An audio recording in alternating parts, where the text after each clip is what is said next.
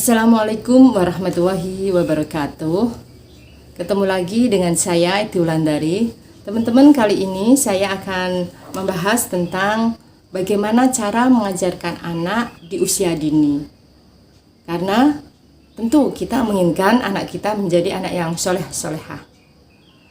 Membentuk anak menjadi soleh-solehah bukan diawali ketika mereka balik, bukan, tetapi ketika mereka masih kecil bisa kita bentuk dengan cara mereka untuk membiasakan rutinitas atau membiasakan mereka mengucapkan kata-kata pembiasaan yang merupakan pengamalan keagamaan. Contohnya ketika mereka masih kecil sudah mulai bisa berbicara, maka kita mulailah mereka dengan mengenal nama-nama Allah. Misalkan Tuhannya siapa? Allah. Nabinya siapa? Nabi Muhammad. Agamanya apa? Islam. Kitabnya apa? Al-Quran. Gitu. Mulai kita ajarkan kepada mereka nama-nama Allah, Rasulullah, agama kita. Itu ketika mereka baru bisa berbicara. Kemudian ada kebiasaan mereka setelah mereka selesai masa disusui, anak-anak cenderung lebih banyak makan, cenderung minta makanan, memegang makanan, ingin makan, maka mulailah pembiasaan, ayo pakai tangan kanan makannya. Pembiasaan makan dengan pakai tangan kanan harus kita arahkan. Kemudian ketika mau makan, kita biasakan mengajarkan mereka untuk membaca Bismillahirrahmanirrahim. Sesudah makan, biasakan mengucap Alhamdulillah. Lebih baik lagi jika kita ajarkan kepada mereka doa mau makan, doa sudah makan. Kan masih kecil, enggak apa-apa pakai tangan kiri. Enggak, karena masih kecil, mari kita biasakan mereka dengan memakai tangan kanan. Kita enggak usah masih kecil, enggak. Karena apa? Membentuk anak selagi kecil itu akan lebih mudah daripada membentuk anak setelah mereka besar. Kebiasaan-kebiasaan baik waktu kecil akan senantiasa menjadi rutinitas ketika dia mulai besar. Kemudian ketika usia 7 tahun, Rasulullah SAW bersabda, "Muru auladakum bisolah," perintahkan kepada anak-anak kalian untuk sholat.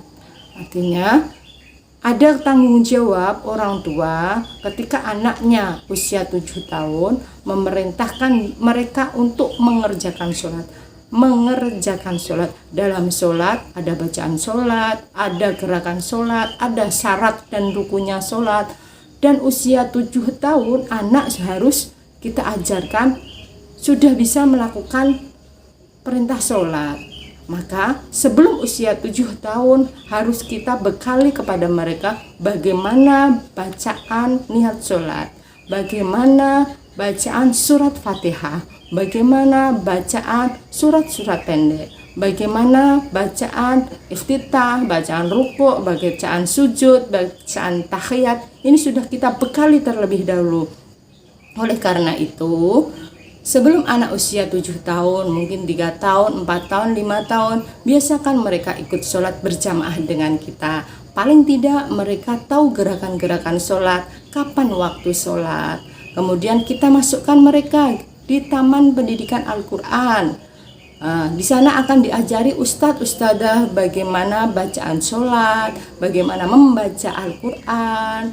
Nah, pembiasaan-pembiasaan sewaktu kecil ini nanti ketika mereka usia 7 tahun mereka sudah bisa mempraktekkan caranya sholat. Berarti kita selaku orang tua sudah bisa mengikuti perintah Rasulullah, yaitu mendidik anak di usia 7 tahun mereka mengenal sholat dan sudah tahu syarat rukun dari sholat gitu.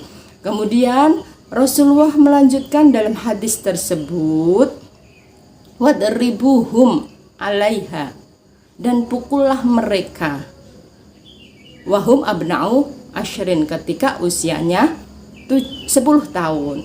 Artinya usia 10 tahun di sini ada anak usia 10 tahun itu sudah baligh, ada anak usia 10 tahun itu belum baligh. Artinya usia 10 tahun dikatakan mumaziz. Mereka bisa membedakan antara yang baik dan yang buruk, mana perintah, mana tidak.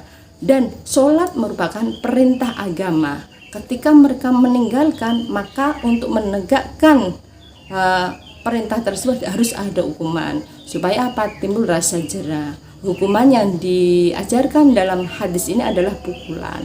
Pukulan bukan pukulan berarti harus keras, artinya mengakibatkan anak takut, jera untuk meninggalkan sholat. Ini ketika usia 10 tahun. Menurut Imam Syafi'i, bahwa usia baligh minimal adalah usia 9 tahun. Untuk perempuan biasanya ditandai dengan keluarnya darah menstruasi. Untuk laki-laki adalah keluarnya air mani atau sperma melalui mimpi basah. Ini menurut Imam Syafi'i akan bisa terjadi pada anak usia 9 tahun komariah, bukan 9 tahun Syamsiah gitu. Misalkan anak kita lahir tanggal 10 Oktober tahun 2011. Kemudian sekarang adalah bulan Oktober 2021. Ada 10 tahun sudah keluar darah haid. Normal enggak? Normal. Karena apa? Sudah lebih dari 9 tahun komariah gitu. Tidak usah takut, mereka butuh bimbingan orang tua bagaimana mengatasi perubahan hormon. Karena jika kita tidak dampingi anak perempuan yang mengalami menstruasi untuk pertama kali, biasanya mereka takut. Saya tidak jatuh, saya tidak apa-apa kok berdarah. Maka butuh pendidikan dari orang tua bahwa anak perempuan suatu saat akan mengalami namanya menstruasi, keluarnya darah dari kelamin perempuan, dan ini butuh penjelasan sebelum mereka baligh. Nanti pada kesempatan yang lain saya akan membahas bagaimana memberikan pendidikan pembelajaran tentang haid bagi anak yang belum baligh. Mungkin itu untuk pertemuan kali ini. Video kali ini bagaimana cara mendidik anak di usia masih dini sebelum mereka akil balik. Semoga anak-anak kita menjadi anak yang solehah. Terima kasih, mohon maaf apabila banyak kekurangan. Akhirul kalam, wassalamualaikum warahmatullahi wabarakatuh.